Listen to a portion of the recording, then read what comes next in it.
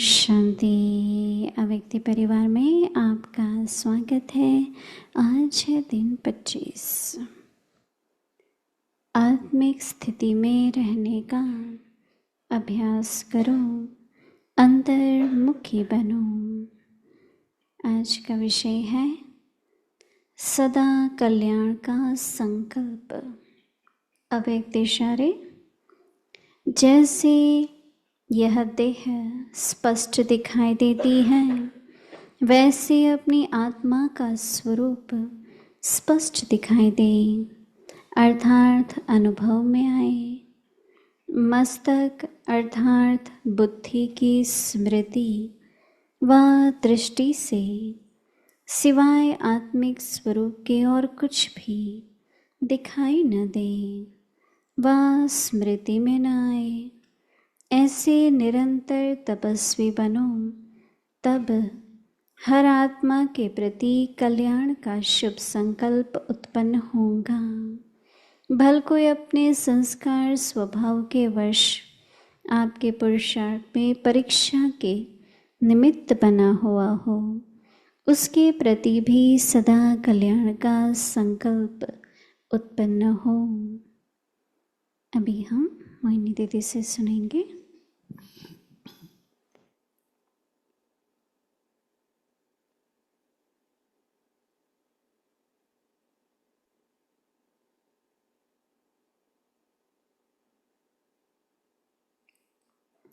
ओम शांति।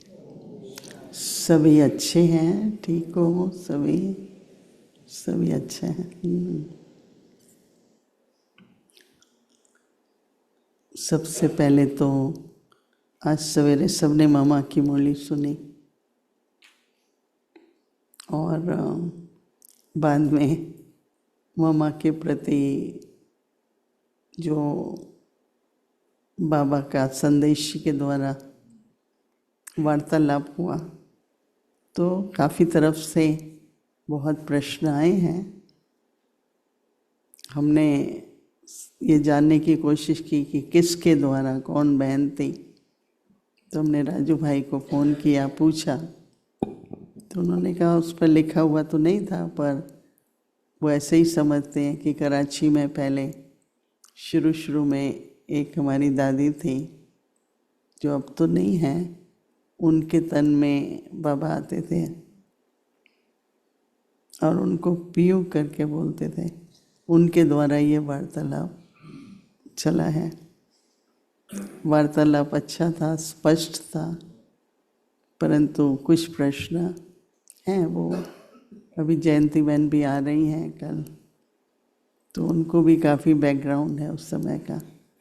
तो हम लोग एक दिन शाम को व्यक्ति परिवार में दोनों मिलके कुछ बातें स्पष्ट करेंगे। जो प्रश्न हमारे पास आए हैं, जब मैं कल्याण शब्द सुनती हूँ तो ऐसे कहेंगे भाई तुम्हारा भला हो, वरदान देते हैं, भाई आयु बड़ी हो, ये कई तरह के वरदान देते हैं। परंतु कल्याण हो ऐसा भी कहते हैं, परंतु बाबा कहता है कि हमारे स्वरूप में और संकल्प में ही एक कल्याण की भावना का रूप हो। तो कल्याण आत्मा का ही होता है, राइट? तो आत्मा का कल्याण क्या हुआ? देखो, अपना भाग्य बनाए और दूसरों का भी भाग्य बने।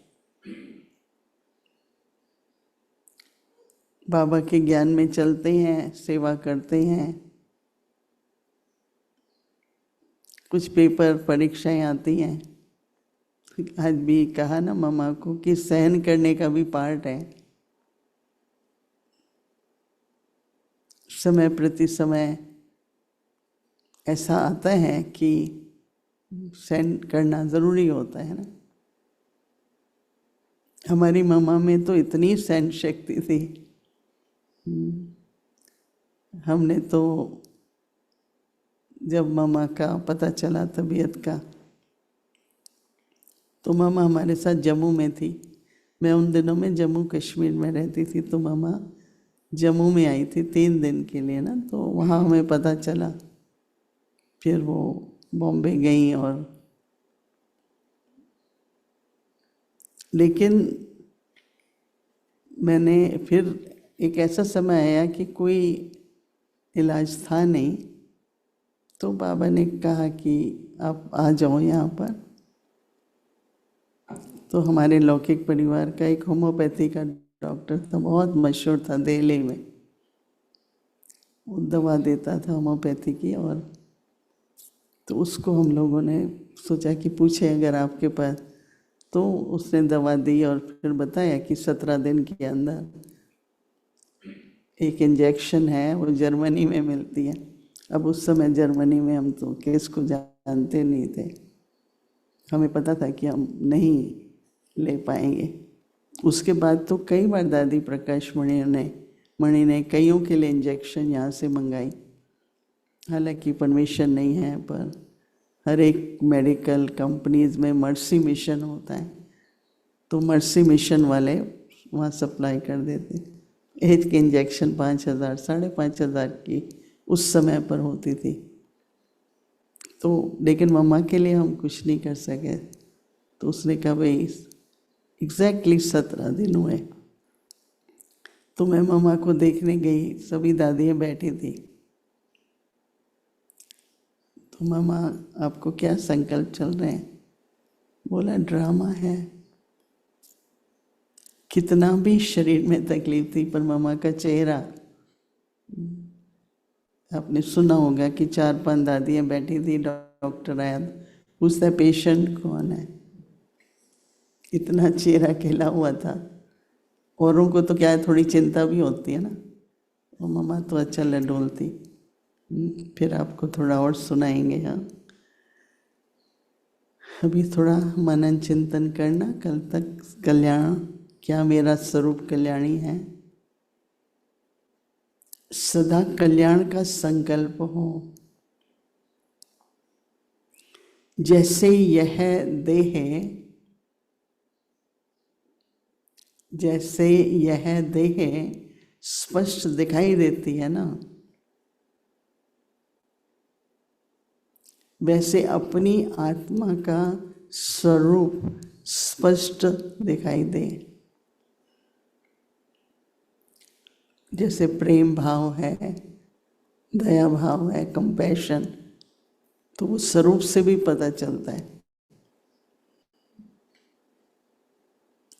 क्योंकि चाहे वो समान थोड़ा अभिमान का या कोई भी और रूप होता है ना, तो वो भी पता लगता है। नहीं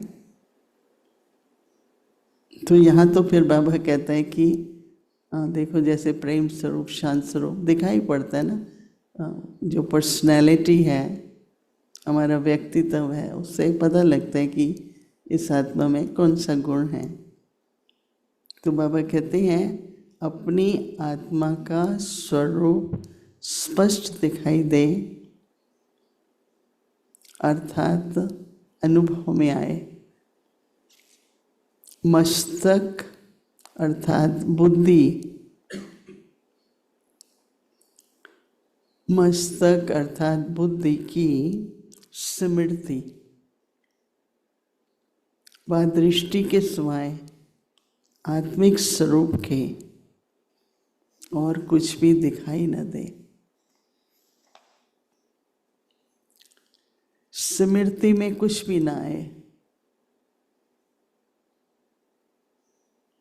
ऐसे निरंतर तपस्वी बनो, तब हर आत्मा के प्रति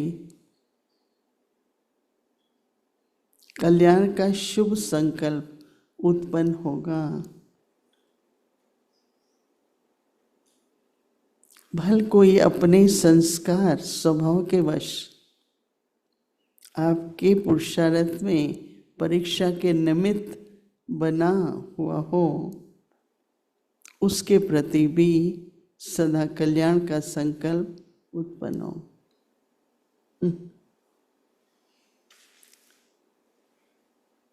देखो अगर 2 सेम संस्कार स्वभाव वाले इकट्ठे हों तो काम नहीं बनता है। दो भिन्न संस्कार वाले इकट्ठे होते हैं ना, तो बाबा का कार्य बहुत अच्छा चलता है। जब मैं न्यूयॉर्क में आई तो मेरे साथ एक और भी बहन आई, तो मैं तो शुरू से थोड़ा जेंटल हूँ, मतलब ये तो दो बिल्कुल अलग तरह के लोग, तो सब कहते आप कैसे। तो उस बहन, मतलब सभी ने कहा भाई उसका होना आपके साथ ज़रूरी है, क्योंकि वह आपको रक्षा करेगी, वो आपको बचाएगी, वो आपको। मैंने कहा बात तो आप ठीक कह रहे हैं ना। तो ऐसा हम क्यों सोचें कि सेम संस्कार वाला, सेम स्वभाव वाला ही हो। मैं तो हर एक आत्मा जो होती है ना, ये देख के कि भिन्नता है परंतु विशेषता क्या है ना। तो बाबा के कार्य में भिन्न भिन्न ही चाहिए ना। अभी किसी में बहुत धैर्यता होती है, कोई जल्दी चिड़चिड़ापन आ जाता है, कोई। तो दोनों तरह के लोग चाहिए, मतलब धैर्य वाले भी चाहिए, धैर्यता वाले, कोई जल्दी जल्दी करने वाले भी चाहिए, कोई धीरे धीरे वाले भी चाहिए। ठीक है, सब हंस रहे हैं, क्यों प्रॉब्लम है क्या कोई? क्या प्रॉब्लम है? हमारे पास एक बहन आई, शुरू में हम न्यूयॉर्क में आए तो दादी बहुतों को भेजती थी, मोहिनी बहन। तो एक बहन आई, अंग्रेज थी, एक तो रोती बहुत जल्दी थी, तो दादी ने कहा तुमको इसको छुड़वाना है। दूसरा वो हम लोग देखो, आप हमारा परिवार होता है ना, जैसे भारतीय परिवार, भाई खाना खाया, भाई शायद 2 लोग रह गए, उनके लिए रख देते हैं, राइट। कला बहन अभी नई नई आई थी, तब इनका क्लिनिक भी थी, हॉस्पिटल में भी जाती थी, अपनी क्लिनिक भी थी, सारा दिन डॉक्टर की जॉब भी करके रात को आती थी, तो खाना रख देते थे हम। तो वो थोड़ा फिर रख देती थी, तो हम कहते भाई ये किसके लिए रखा, भाई शायद किसको भूख लगाए। अब ये बहन जो होती थी वो फटाफट जितना खाना खाना है खा लो। तो एक दिन मैंने कहा ये अच्छा है, खाओ जितना खाओ, बाबा का घर है, पर ये जो आप फटाफट ले लेते हो ना। कहती हम 8 भाई बहन थे, तुम्हारी माता जी एक बड़ा पतीला बना के कहती जिसको खाना है जल्दी जल्दी जितना चाहिए खा लो। अभी देखो, मैंने समझने की कोशिश की कि इसका ये संस्कार आया कहाँ से। तो बड़ा प्रेम था मेरा तो ये होता है, कोई भी होता है ना, मेरा प्यार हो जाता है उनको फिर धीरे धीरे। तो मैंने एक दिन ऐसे ही बोला भाई तुम ये हमारे कल्चर, ब्राह्मण कल्चर के हिसाब से कोई शोभा नहीं देता है। तो फिर वो कहने लगी कि हम लोग ऐसे घर में पले हैं जहाँ हमको ये सिखाया गया, इसलिए मेरे में संस्कार। फिर मैंने उसको बताया तो बहुत चेंज हो गई। फिर मैंने कहा ये बार बार आंखें क्यों बारिश को होने लगती है। बहुत प्रेम से मैंने उसको बताया, पर उसने पूरी कहानी बताई। अभी टाइम तो नहीं कि क्यों मुझे ये, क्योंकि मेरा सारा काम रोने से ही बनता था। जब तक मैं रोती नहीं थी काम बनता नहीं था, तो एक आदत बन गई ना। तो इसलिए संस्कार तो भिन्न भिन्न होते ही हैं। मुझे इतना अच्छा लगा मुरली में, बाबा ने हमें इतने गुण दिए, हम गुणों का सहयोग देना सबको। देखते हैं सुनते भी हैं, पर हमें क्या करना है ना, वो सहयोग देने में अच्छा लगता है। तो इसलिए कल्याण की मूर्ति, कल्याण की भावना, कल्याण का स्वरूप हम सबको रखना है। ओम शांति। अभी हम सभी, आज विशेष ममा का दिन है, ममा को भोग लगाएंगे। ठीक है, ओम शांति।